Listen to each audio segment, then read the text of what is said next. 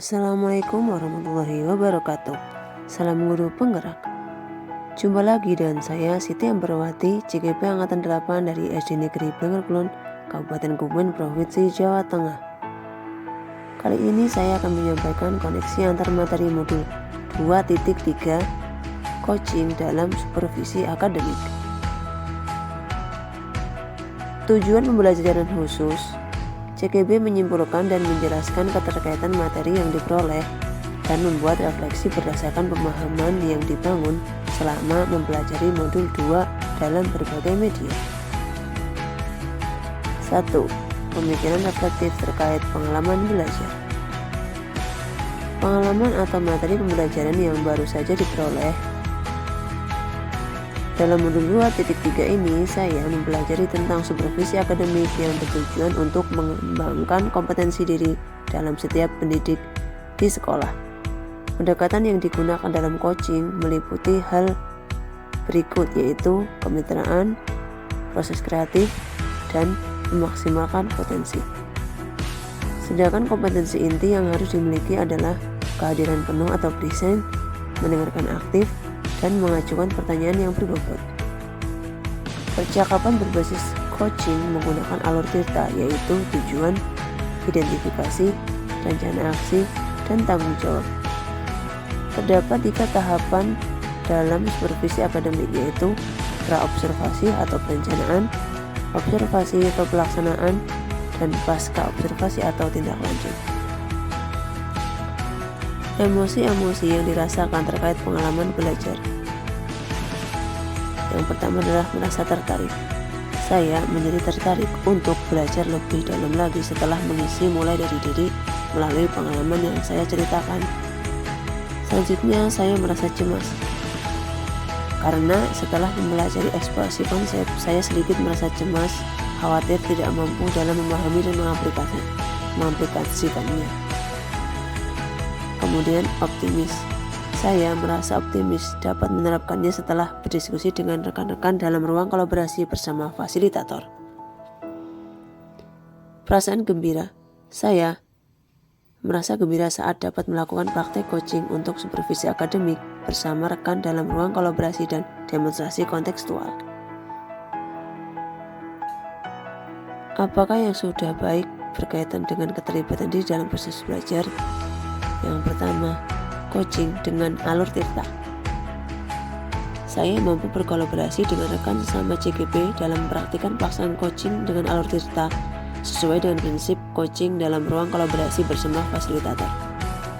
Yang kedua, observer dalam coaching untuk supervisi akademik.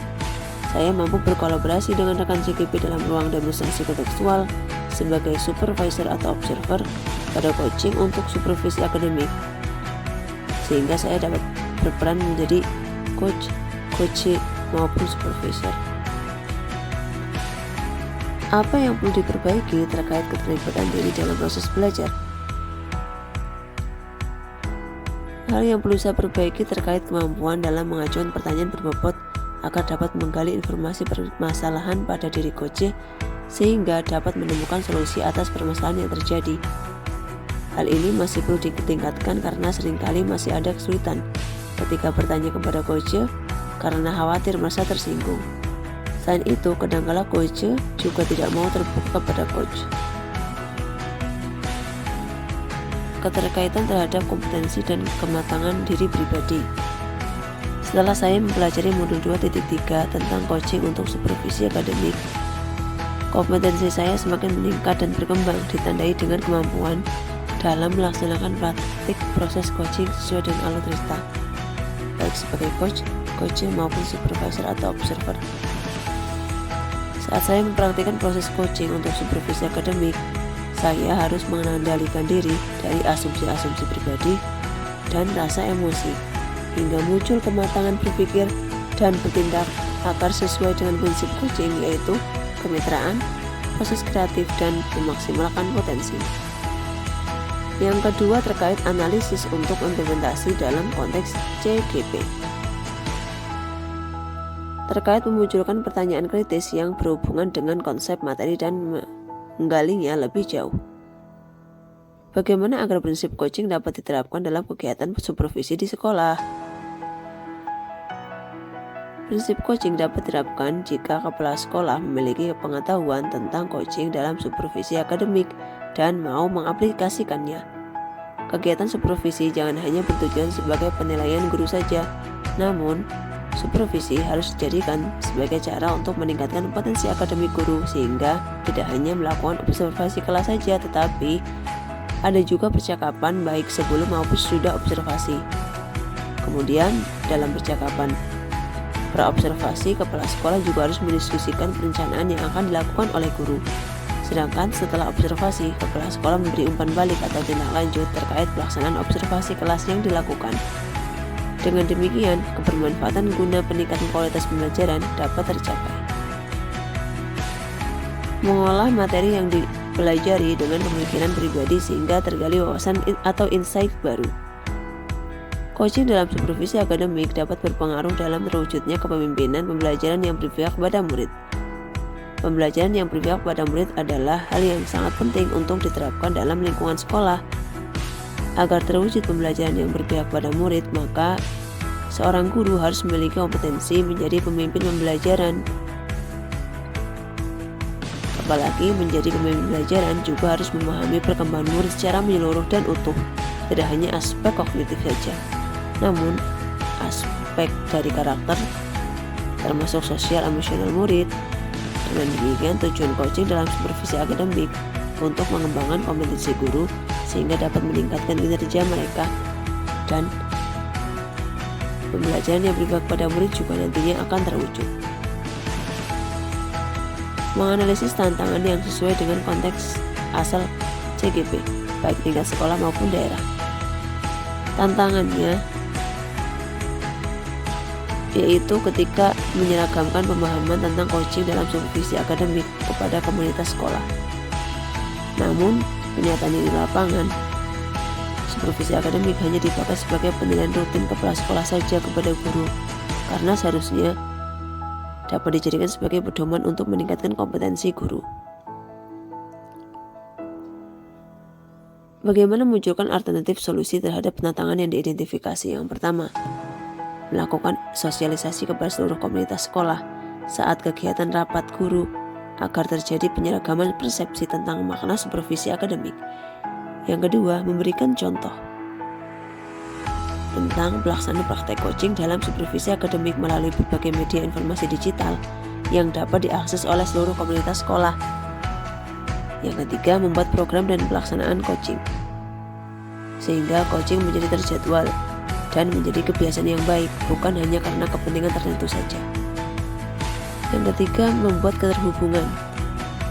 Pengalaman masa lalu yang CGP alami yaitu saya pernah disupervisi oleh kepala sekolah dan pengawas sekolah. Namun, kegiatan supervisi tersebut hanyalah sebatas menjalankan kewajiban saja, tanpa mengetahui makna supervisi yang sebenarnya. Kegiatan supervisi akademik hanya dilakukan pada saat kepala sekolah atau pengawas melakukan observasi kelas saja tanpa adanya kegiatan praobservasi maupun pasca observasi, sehingga hal tersebut terkesan sebatas pemberian nilai saja. Kemudian, penerapan di masa yang akan datang.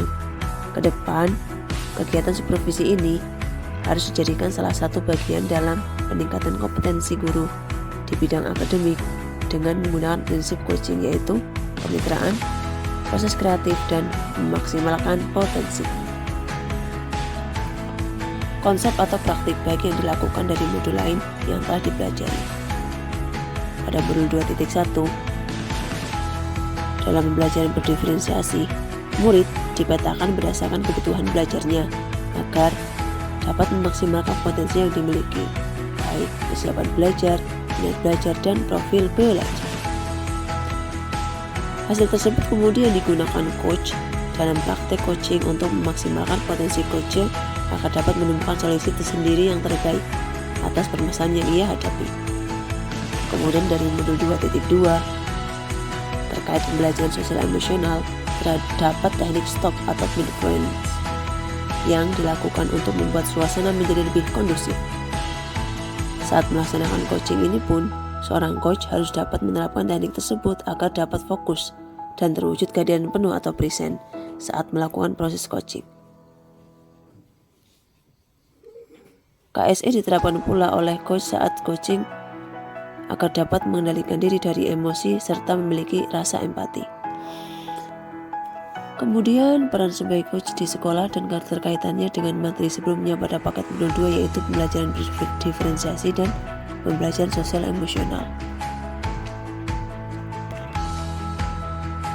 Dalam kompetensi coaching dengan alur cerita sebagai alur percakapan coaching, seorang coach harus dapat melakukan kehadiran secara penuh atau present melalui metode stop dan mid-fluence. Terwujud pula pembelajaran yang menerapkan sosial emosional. Coach juga berupaya untuk memaksimalkan potensi dan memberdayakan coachnya sehingga coachlah yang pada akhirnya memberdayakan rekan sejawat dalam menemukan solusi atas permasalahan yang dihadapinya. Informasi apa yang didapat dari orang atau sumber lain di luar bahan ajar PGP ini? Hal itu terkait pada faktor utama pelaksanaan supervisi akademik oleh kepala sekolah, yaitu kesadaran dari kepala sekolah sendiri akan kompetensi supervisi yang harus dijadikan semangat, dukungan, dan motivasi oleh para guru. Coaching yang diberikan kepala sekolah akan memberikan pengaruh pada proses pembelajaran yang telah dilakukan. Kemudian, suasana kebersamaan sekolah yang mendukung bisa dijadikan sebagai sarana untuk membangun kinerja lebih maksimal dan kegiatan supervisi akan berjalan dengan lancar dan nyaman. Demikian koneksi antar materi modul 2.3 tentang coaching untuk supervisi akademik. Terima kasih. Salam guru penggerak. Wassalamualaikum warahmatullahi wabarakatuh.